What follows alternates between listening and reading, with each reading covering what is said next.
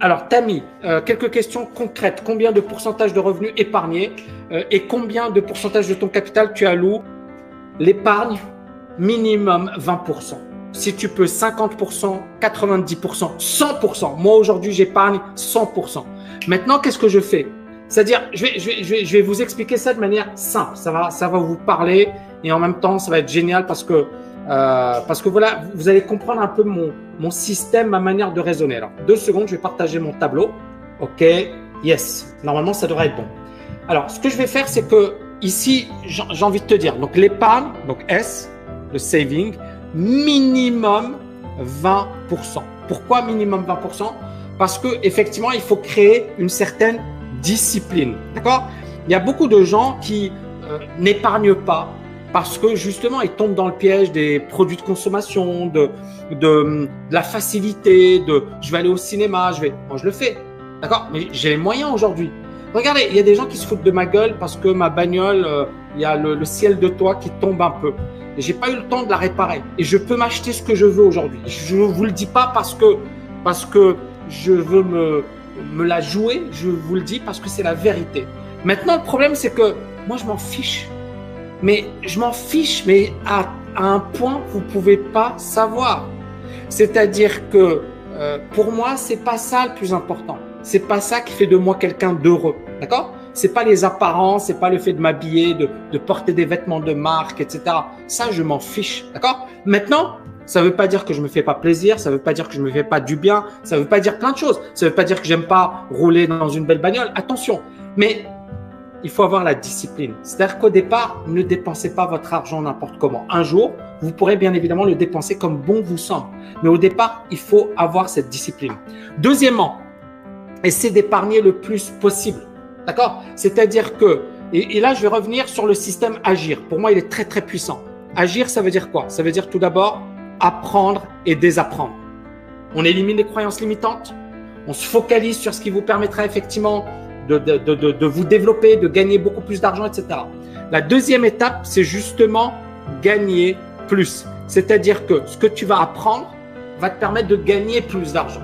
D'accord? Donc, et là, tu vas épargner. D'accord? S pour saving, c'est américain. Épargner.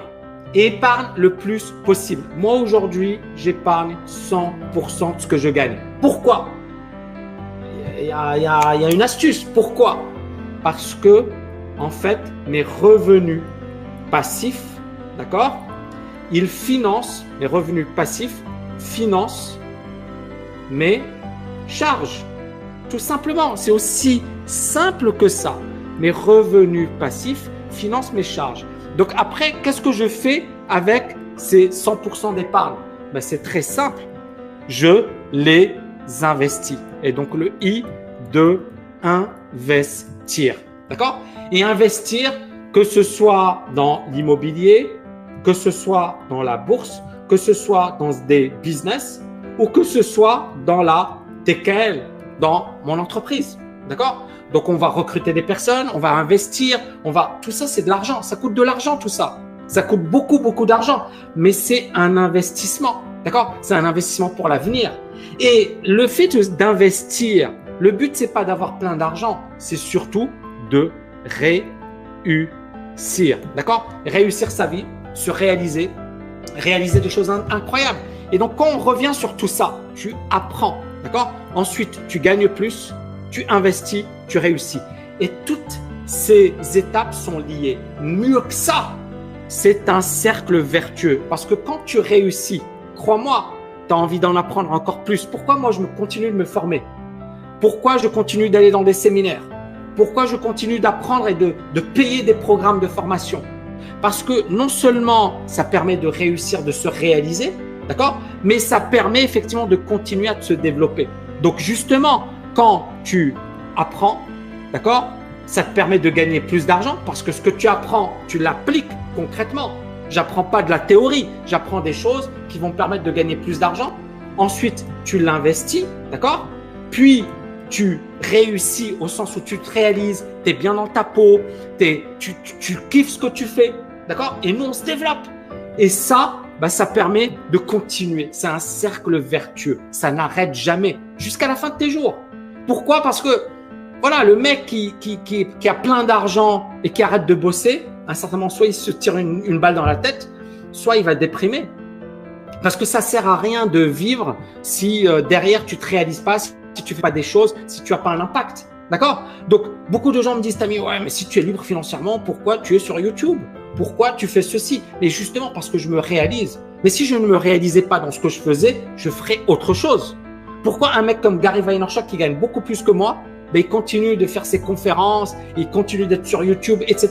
Parce qu'il se réalise. Et justement, il faut le comprendre. C'est qu'au départ, peut-être que vous n'allez pas vous réaliser, mais que le apprendre, le gagner plus, le investir, ça va vous permettre ensuite d'avoir le choix.